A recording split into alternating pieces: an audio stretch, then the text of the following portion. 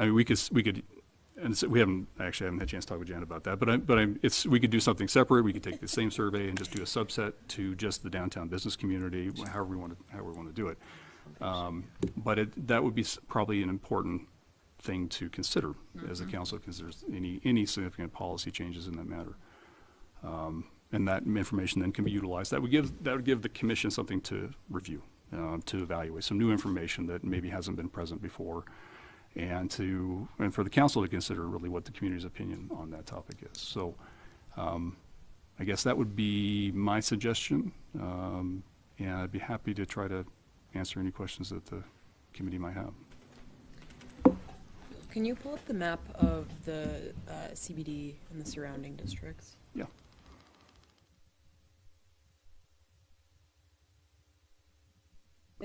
I've always found it odd that that little CB piece down there exists, and I wonder. It is. Yeah, one thing I've been curious about is the possibility of a medical district or something akin to that. I don't know if that would be appropriate for P&Z to study. So we've looked at the south end of downtown as being a medical district, somewhat in maybe branding, not necessarily in zoning. Now, it's a bit unusual because we have this industrial zone here, which is a historical fragment, and Brunel's on one part of it, and the docks parking garage is in part of the other. And it is one of those areas that probably shouldn't be industrial right there on Main Street, but it's a remnant that was connected to the broader area across on the west side of Jackson there. It's one of those things that, if you regulate land use so restricted that only medical providers can go in an area, I mean, it's okay if it's maybe generally owned by Gritman, but if you have other private property owners that would be involved in it, and just limiting them only to medical providers is something that I think we'd have to carefully consider. It'd be one thing if it's all owned by, let's say, Gritman, and it's only Gritman property that's being applied to. I think that's certainly something that we could look at. We've looked at it in the terms of, really, quite honestly, as parking management and branding in that area. So at not too distant past, Gritman had made a request to potentially vacate a portion of Main Street or vacate 8th Street in order to make more room for their expansion. And it wasn't something that we necessarily supported, but we wanted to support their success. And really, they want to try to create that campus environment for the medical service industry that is growing down in the south end of Maine. And we wanted to be supportive of that, but we also wanted to make sure that the public had access to those rights of way. Once they're vacated, they're in perpetuity. Right. And it's not a action the council generally takes lightly. But we wanted to support the concept of a medical district, and really in looking at some of the on-street parking management in that south end to try to best facilitate and support the medical services that are being offered in that area. And the Transportation Commission has reviewed that a couple of times. I think they'll be coming back here in the next couple of meetings as well. And that's why you'll see that even in some of the improvements that were done as part of the last medical office building, the light fixtures are different. They're silver, they're not the black historical. We really kind of opened the door for them to help kind of brand that area around the medical services that Gritman offers, because they are a significant and important community partner, and their success is something that's important to us, and continue to provide expanded services to the community and region.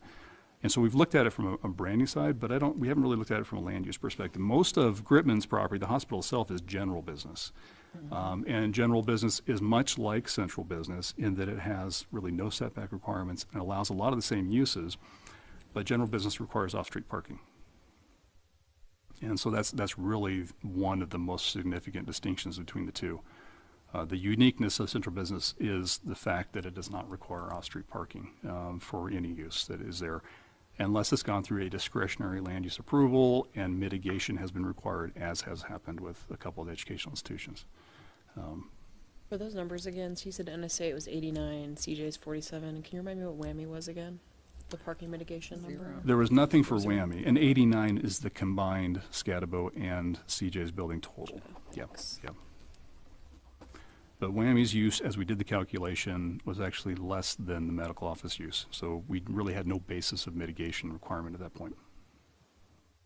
Do you have any more questions? Do you have an estimate of what it would have been for all three buildings if they had been some other designation, general business, say?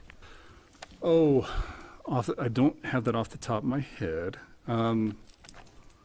So I think New St. Andrews, if it was outside, would have been, well, I could get that information for you. I really hate to speculate. I don't have that one right off the top of my head. I would appreciate knowing that number. And I'd be happy to email that out to the committee and the council. Great. That'd be good. And you're looking at just educational institution use, not the medical office building demand? That one as well, Okay. yeah. That's it for now. Okay. Art, you have some questions?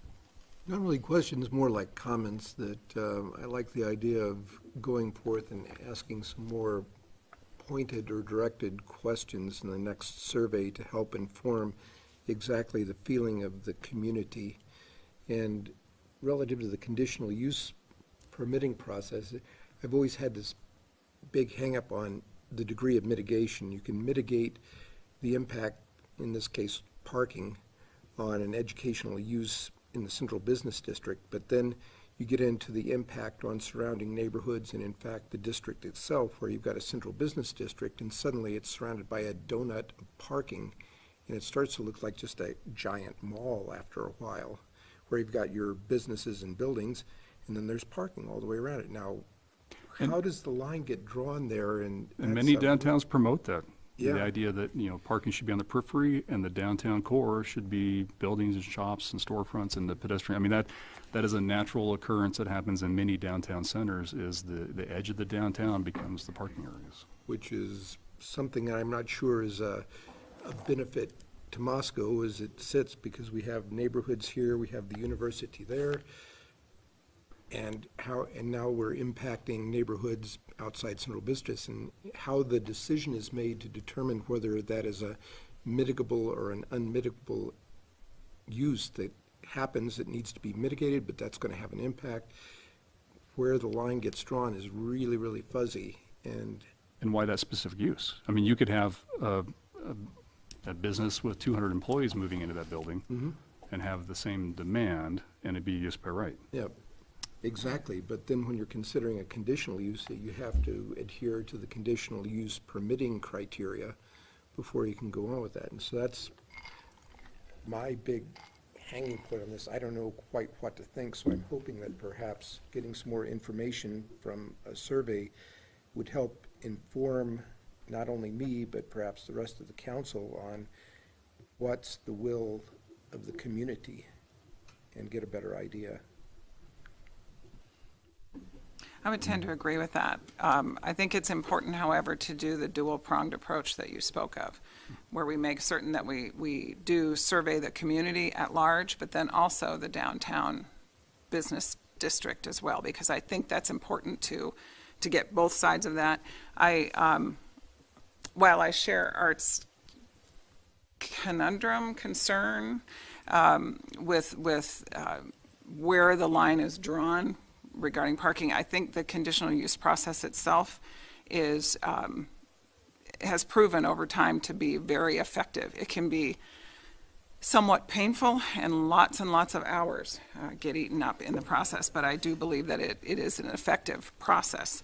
So I'm hearing and hoping that both of you will agree with me. I think we ought to forward this on to council.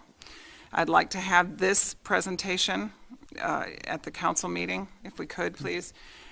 Does that necessitate next Monday? Or is that enough? I think Mr. Mayor, There come on he up, is. sir. I would make a recommendation. If you want to do that in front of the full council, I think that's terrific, but we won't have a full council at the next council meeting. So Indeed. I'd That's suggest why I that you asked have it that. when all 6 councilors are available to be there. Okay, let's do And that. the catch is too, and the discussion that you had right here was about surveys as well. Well, those surveys won't come out for quite some time. We typically do those surveys in late August or Yep. early September, And with so- results back by the end of the year. I mean, it could be a discussion point, but really won't be a decision made. Gina, so I just wanted to bring that forward to you, so that's something to think about, but that should be something that's worthwhile for all That councilors actually to hear. might work out fine, depending on when our cross-country traveling councilman gets back, too. It might be kind of the same time frame. So, okay, so. We'll schedule accordingly. Schedule accordingly, and then I think it would be, as far as the development of the questions, does that come afterwards, if that's what we decide as a council? Is that how that goes? I think so, and I think Okay, we'd want awesome. the council to be involved in that process. Absolutely. Indeed. I think we'd like Indeed. to have the council's support of the wording of the question, just to ensure the council gets the information that the council desires to have. Okay. I think this is a big enough discussion and big enough issue that it warrants all 6 of us Makes sense. on it. So, okay. Thank you very much for your you. report, sir.